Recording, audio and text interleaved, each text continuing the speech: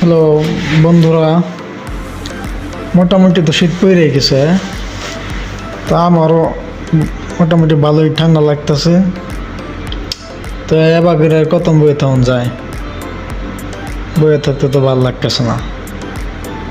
এক কাপ চা বানাই, আপনারা দেখেন চা বানানোর জায়গায় পাই কিনা, পারি কিনা, চা বানায় খাইতে পারি কিনা একটু দেখেন।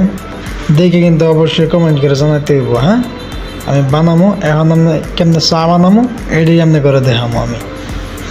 আহেন যাই।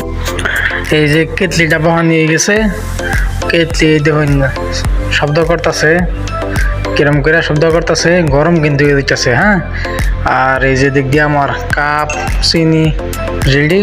চিনিটা কি বেশি হয়ে গেছে না কম হয়ে গেছে আপনারা কিন্তু অবশ্যই কমেন্ট করে জানাবেন। আমি এই প্রথম চা বানাইতেছি, আমি এর আগে কখনো বানাই নাই, আপনারা কমেন্টে বলে যাবেন।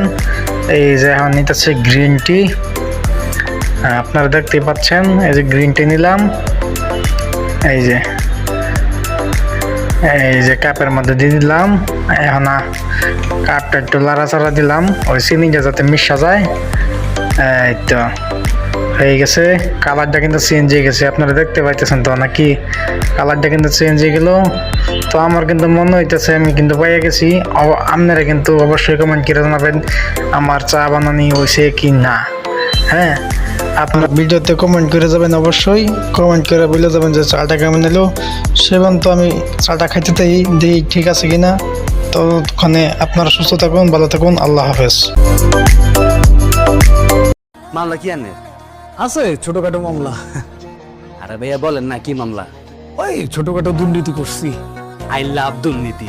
কত টিয়ার মামলা ভাইয়া? ওই 14,000 কোটি টাকার একটা মামলা খাইছি আর কি।